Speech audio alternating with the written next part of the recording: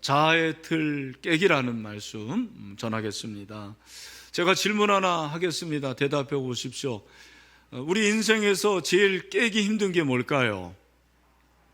네, 이게 답이 너무 빨리 나오면은 싱거운데, 몇 해 전에 우리 교회에 오셔서 부흥회 하신 백동조 목사님의 말씀에 의하면 이 세상에서 제일 깨기 힘든 건 대갈박이다, 그렇게 말씀을 하셨습니다. 머리가 아니고 뭐죠? 우리의 사고방식, 우리의 생각, 고정관념, 그리고 편견, 이런 걸 깨기가 너무 어렵다라는 말씀입니다.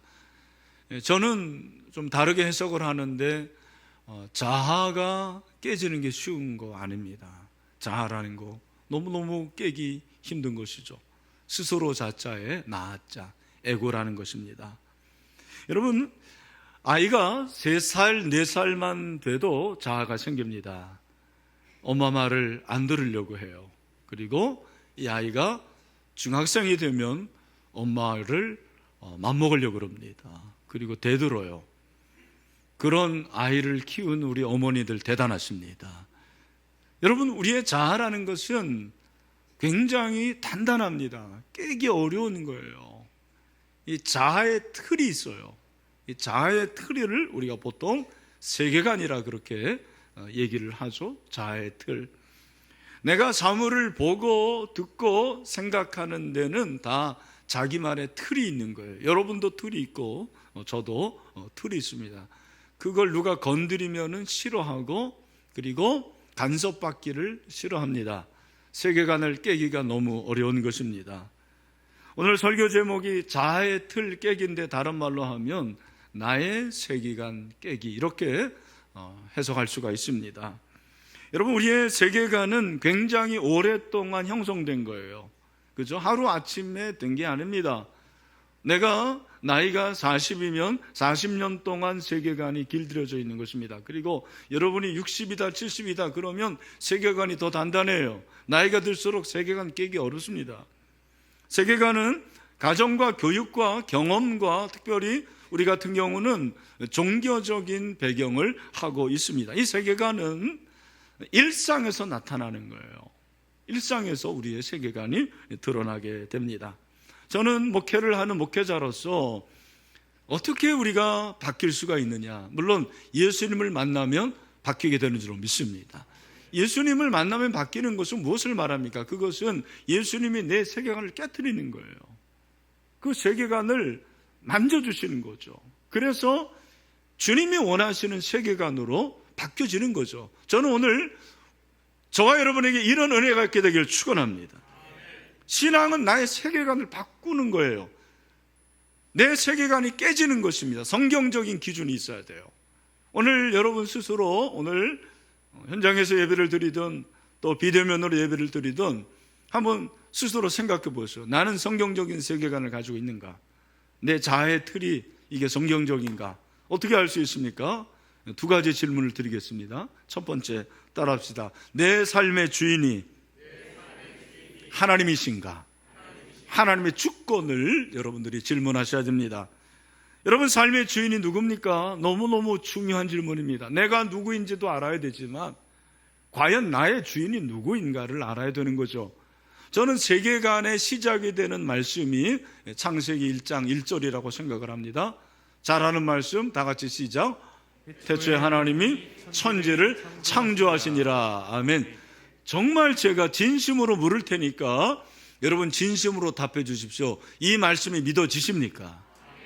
할렐루야. 태초에 하나님이 천지를 창조하시니라 하는 것은 하나님이 피조 세계를 창조하셨다라는 말이죠. 그 말은 모든 피조의 세계의 주인은 누구다? 하나님이시다. 이걸 믿는 것이 믿음입니다. 하나님이 창조하셨기 때문에 이 세상의 모든 피조물은 하나님의 것이에요. 그러니까 나도, 여러분도 누구의 것입니까? 하나님의 것입니다. 여러분, 성경은 창세기 1장 1절의 보충 설명이라고 생각하면 돼요. 무슨 말인가?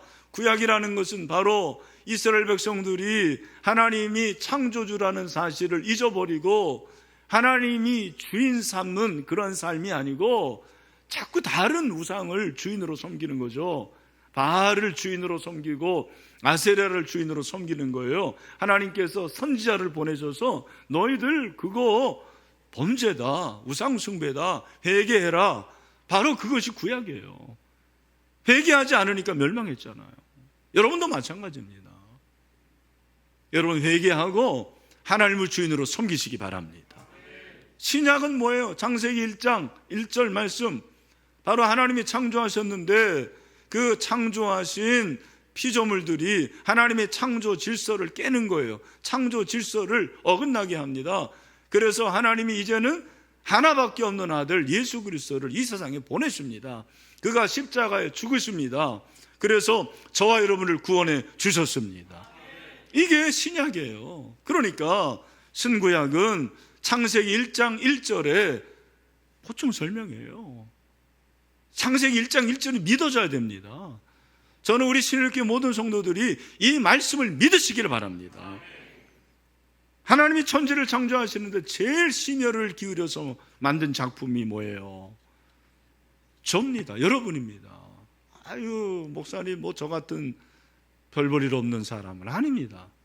하나님이 해와 달과 별, 우주, 오늘 조금 있으면 우리나라도 지금 우주에 인공위성을 보내려고 하지 않습니까? 그런데 이 세상의 어떤 피조물들도 나보다 못한 거예요. 인간을 가장 귀하게 창조하셨습니다. 가장 귀한 거예요. 창세기 1장 27절 28절에서 뭐라고 말합니까? 다 같이 한번 읽어볼까요? 시작. 하나님이 자기 형상 곧 하나님 형상대로 사람을 창조하시되 남자와 여자를 창조하시고 28절 하나님이 그들에게 복을 주시며 하나님이 그들에게 이르시되 생육하고 번성하여 땅에 충만하라. 땅을 정복하라. 바다의 물고기와 하늘의 새와 땅에 움직이는 모든 생물을 다스리라 하시니라. 아멘. 여러분, 하나님께서 인간을 창조하시는데 그 인간을 창조하실 때 우리가 알아야 될 사실이 있습니다. 첫 번째, 하나님을 닮은 존재로 창조하셨다라는 거예요.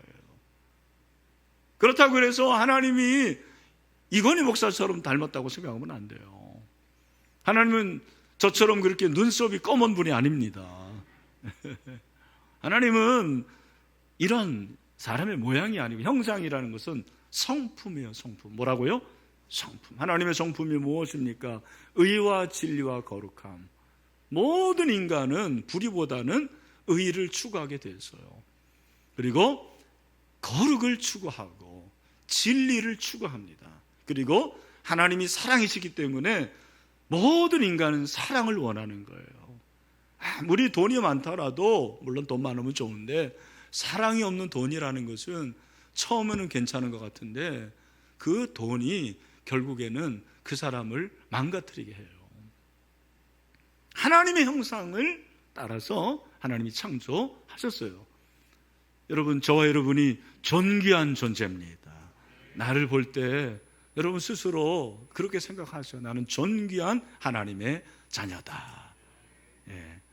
나만 그렇지 않고 옆에 있는 사람도 그렇고 우리 자녀도 그런 거예요. 남편도 그렇고 아내도 그런 거예요. 두 번째, 남자와 여자를 창조하셨어요. 27절 다시 한번 보여주시면 남자와 여자를 창조하셨어요. 제3의 성은 없어요. 다시 한번 양성입니다. 오늘날 차별금지법을 우리가 생각하는데 이 차별금지법을 만드는 사람들은 제3의 성을 자꾸 말하는 거예요. 성소수자들을 말합니다. 아마 들어보셨을 것인데 LGBT, 레스비안, 게이, 바이섹슈얼, 트랜스젠더, 이 앞자를 따서 성소수자들인데 이들의 인권이 중요하죠. 그러나 여러분, 하나님께서 싫어하시는 인권은 하나님의 법이 아닌 줄로 믿습니다. 우리가 이걸 알아야 돼요. 남자와 여자로 창조하셨어요. 그리고 세 번째는 인간에게 복을 주시고 피조물을 다스리는 사명을 주셨습니다. 여러분, 저와 여러분 복을 받은 자들입니다. 여러분을 축복합니다. 많이 축복하세요. 저주하지 마세요. 절대로 저주하지 마세요. 우리 옆에 있는 분들 한번 보시고 축복합니다. 복 받은 자들입니다, 여러분. 하늘의 문을 여시고 복을 내려주십니다. 저는 여러분 모두 부자 되기를 바랍니다. 네. 세상에서만 말하는 게 아니에요. 그리고 하나님께서 신령한 복을 주셔서 저와 여러분 모두가 은혜가 충만하기를 소망합니다. 하나님이 창조주시기에 그분은 주인이시죠. 이 사실을 가장 잘 고백하고 표현한 분이 바로 요셉이라는 분입니다. 여러분 아시는 대로 요셉은 10대에 형들에 의해서 인신매매를 당합니다. 미디안 상인들에게 잡혀가지고는 그 10대에 요셉이 얼마나 고생을 많이 했겠습니까? 우리가 요셉 하면 대단한 것 같은데 참 그가 산전수전 겪고 고생한 것은 이루 말할 수가 없는 거예요. 그런 그가 애굽의 국무총리가 되잖아요. 국무총리가 돼가지고는 곡식을 양식을 그렇게 비축을 많이 해요. 형들은 글쎄요 동생을 까마득히 잊었는지 모르죠. 그러나 아마 동생을 생각할 때마다 편히 자지 못했을 거예요. 그죠? 양식이 없어가지고 애굽에 이집트에 양식이 있다라는 소문 듣고 가봤더니 세상에 거기 국무총리가 누구예요? 동생 요셉인 거예요. 심장마비 안 걸린 게 다행입니다. 예? 얼마나 놀랐을까. 그런데 문제가 뭐냐면 아버지 야곱이 살아있을 때는 그래도 그 형들을 해치지 않을 것 같은데 아버지 야곱이 죽으면 자기의 목숨은 파리 목숨인 거예요. 걱정이 되잖아요. 두려워하잖아요. 그래서 이들이 알아서 깁니다. 어떻게? 우리가 당신의 형이 아니고 뭐다? 종이다. 종들로 자처를 해요. 그게 18절 말씀인데 그 말을 듣고 19절에서 요셉이 뭐라고 말합니까? 우리 19절 말씀을 우리 다 같이 가정 있는 분들도 읽겠습니다. 시작. 요셉이 그들에게 이르되 두려워하지 마소서 내가 하나님을 대신하리이까. 아멘. 내가 하나님을 대신하리이까. 쉬운 성경 이렇게 번역했어요. 그 말을 듣고 요셉이 형들에게 대답했습니다. 두려워하지 마십시오. 하나님만이 하실 수 있는 일을 내가 어떻게 하겠습니까? 하나님만이 하실 수 있는 일을 내가 어떻게 하겠습니까? 요셉은요, 내가 하나님이 아닙니다. 내가 이렇게 고생하고 비록 참 너무너무 힘들었지만 국무총리까지 될 수 있는 것도 내가 잘나서 그런 게 아닙니다. 하나님이 하셨습니다. 하나님이 하셨습니다. 배후에 하나님이 계십니다. 하나님이 모든 것을 주관하셨습니다. 자기의 신앙을 고백하는 거예요. 세계관의 고백입니다. 이게 자아의 틀이었어요. 우리는 어떤 자아를 가지고 있습니까? 자꾸 내가 주인인, 내가 왕인 그런 자아를 가지고 있어요. 자아 행세를 하는 거예요. 그게 바로 교만이고 그것이 죄악입니다. 죄라는 게 뭡니까? 새 가족들 중에서는 그런 얘기를 해요. 목사님, 제가 교회 오기 전에 술 마시고 담배 피고 그리고 뭐 나이트클럽 같은데 캬바레에서 춤추고 그랬습니다. 여러분 그거 죄예요, 죄 아니에요? 왜 대답을 안 하십니까? 죄죠. 죄라고 얘기합니다. 그건 죄의 단면이에요. 죄의 결과예요. 근데 죄의 뿌리는 뭐냐? 왜 그랬느냐? 제가 얘기합니다. 성도님이 자신이 주인이었기 때문에 그렇습니다. 그러니까 내 마음대로 산 거예요. 주인이 바뀌어져야 됩니다. 예수님이 주인이 돼야 됩니다. 그게 신앙의 변화예요. 누구든지 그리스도 안에 있으면 새로운 피조물이라 이전 것은 지나갔으니 보라 새 것이 되었다. 사도 바울은 그래서 예수님이 내 인생의 주인이 되는 신앙을 어떻게 고백합니까? 갈라디아서 2장 20절에서 그렇게 말하는 거잖아요. 뭐라고 그럽니까? 다 같이 시작. 내가 그리스도와 함께 십자가에 못 박혔나니 그런즉 이제는 내가 사는 것이 아니요 오직 내 안에 그리스도께서 사시는 것이라. 이제 내가 육체 가운데 사는 것은 나를 사랑하사 나를 위하여 자기 자신을 버리신 하나님의 아들을 믿는 믿음 안에서 사는 것이라. 아멘. 여기 4번에 사는 게 나와요. 내가 사는 것, 그리스도께서 사시는 것, 육체 가운데 사는 것, 하나님의 아들을 믿는 믿음 안에서 사는 것. 이건 모두 다 현재형이에요. 근데 내가 이렇게 예수님이 내 안에 살게 된 것은 내가 사는 것이 아닌 것은, 거기 보니까 내가 그리스도와 함께 십자가에 못 박혔나니, 이건 완료예요. 한 번이 아닙니다. 내가 예수님을 처음 만날 때 예수님과 함께 십자가에 못 박힌 거예요. 그리고 지금도 나는 못을 받고 있어요. 끝까지 십자가에 내 자아를 못 박는 게 바로 신앙이라는 거죠. 여러분, 신앙생활이라는 것이 어려울 수도 있지만 너무너무 쉬운 거예요. 무엇입니까? 예수님과 함께 십자가에 내 자아를 못 박으면 그리스도께서 내 안에 사시게 됩니다. 그러니까 다 주님의 시각으로 보는 거예요. 주님의 시각으로 해석을 하는 거죠. 주님의 마음으로 미운 사람도 보고, 주님의 마음으로 힘든 상황도 해석을 하고, 주님의 마음으로 예배도 드리고. 저는 요즘에 이렇게 찬송가를 보면 가사가 너무 좋은 거예요. 찬송가는 3절 4절이기 때문에 자칫하면 딴 생각이 쉬워요. 여러분 그렇죠? 찬송가 부르면서 딴 생각하죠?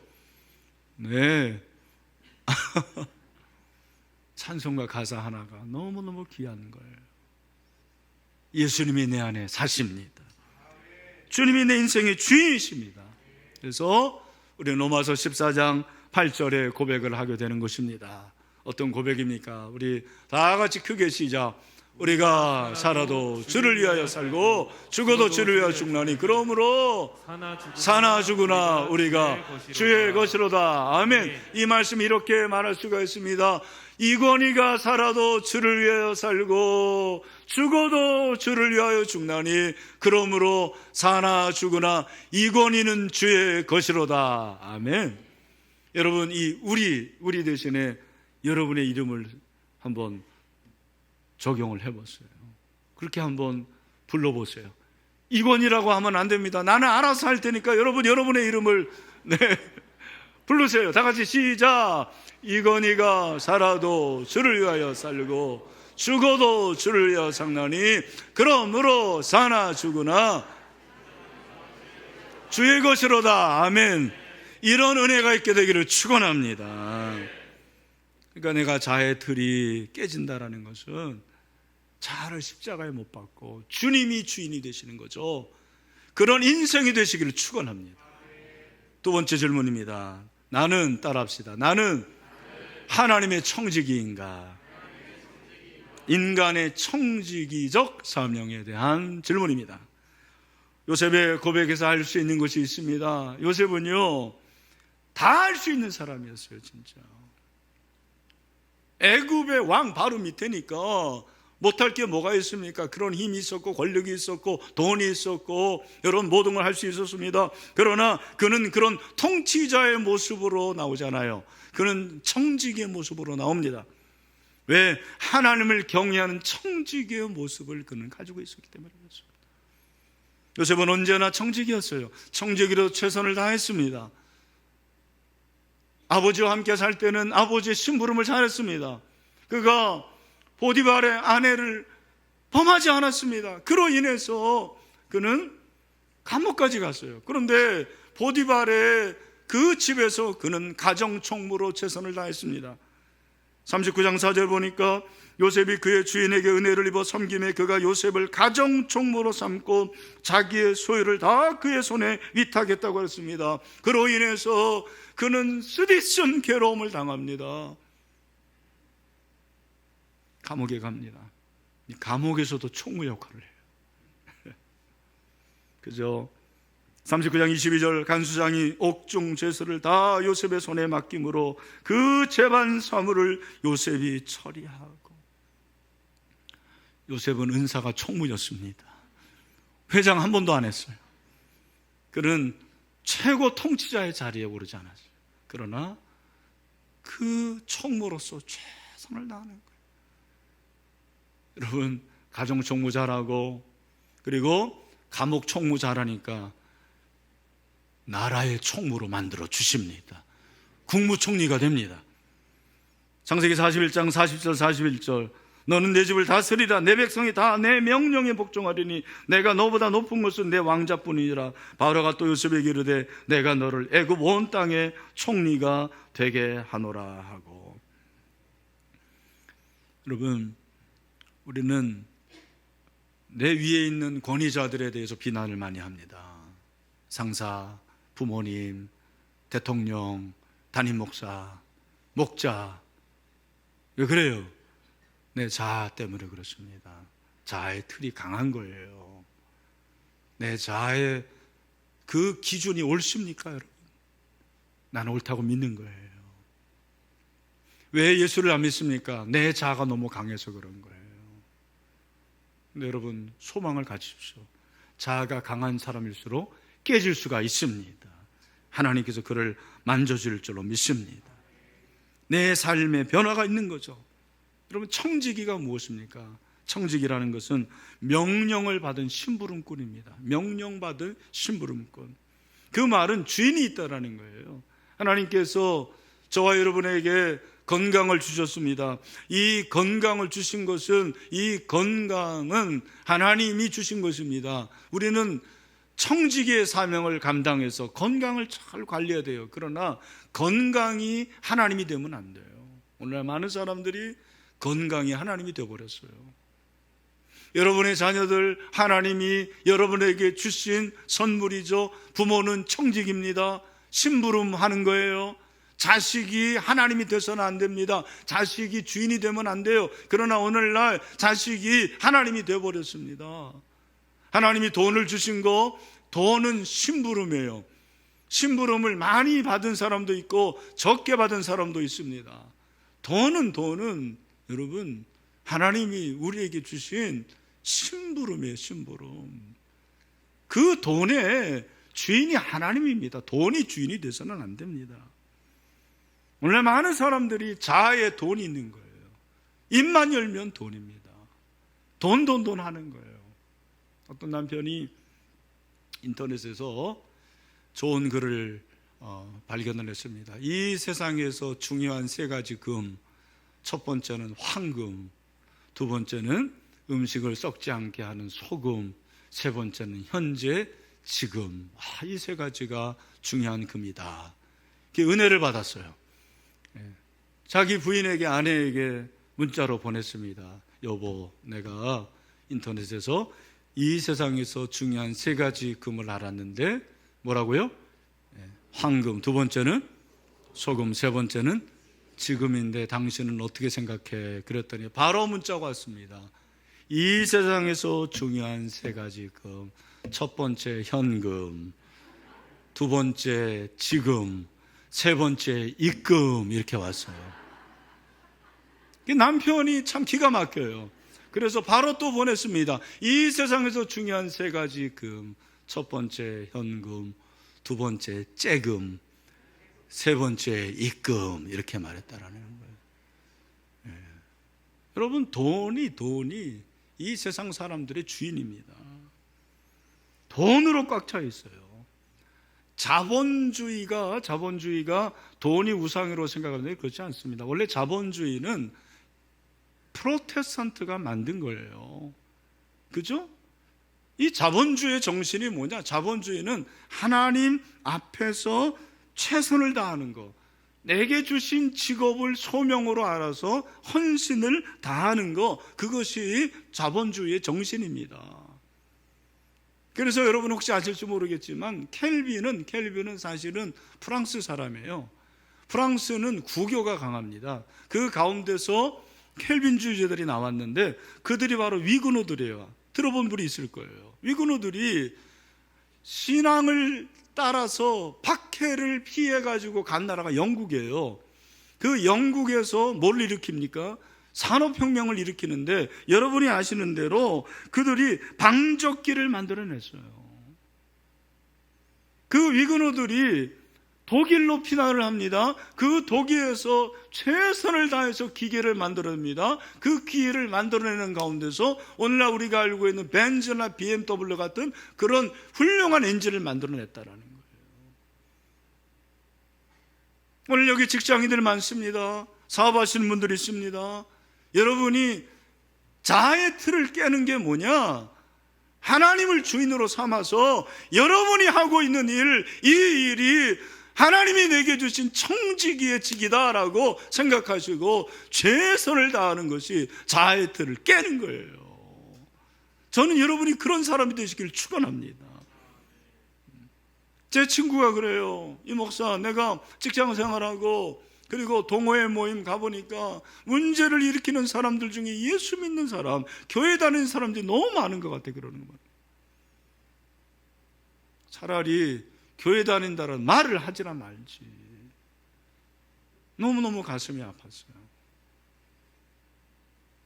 우리 사랑하는 신일의 성도 여러분, 여러분이 신일교회 교인이라는 것을 티내는 것도 중요하지만 무엇보다도 그리스도인의 티를 내시기를 바랍니다. 오늘 2부에 새 가족이 왔는데 어떻게 왔습니까? 그랬더니 그 무슨 동호회 모임인데 그 동호회 모임 중에 너무너무 인자하고 좋은 분이 있는데 그분이 신일교회 다닌다라는 거예요. 그래서 오게 됐다. 제가 뭐라고 그러는지 알아요? 야, 우리 신일교회인 중에 그런 분들이 있군요. 예, 여러분 이런 감탄을 많이 하게 되기를 바랍니다. 저는 그랬으면 좋겠어요. 요셉은 예수님의 상징입니다. 요셉이 형들에 의해 구덩이에 던져지고 애굽에서 온갖 고난을 당하지만 그는 끝까지 하나님만 바라봤습니다. 하나님만 바라봤습니다. 하나님만 의지했습니다. 하나님께 맡깁니다. 예수님이 그랬습니다. 예수님은 십자가에 죽으면서까지 나의 원대로 마지 아버지 원대로 하시옵소서. 그리고 십자가에 죽으셨습니다. 십자가는 내 자아가 죽는 거예요. 십자가는 못 박히고 창에 찔리고 그런 것도 중요하지만 나의 이 못된 성질, 나의 욕심, 나의 더러운 것들, 이런 것들이 다 못 박혀지는 게 그것이 바로 십자가입니다. 내 자아의 틀이 깨지는 것이 십자가예요. 여러분이 날마다 이런 경험을 하는 거예요. 여러분, 우리가 이렇게 하나님을 주인으로 삼고 청지기로 최선을 다하다 보면 하나님께서 합력하여 선을 이루게 하십니다.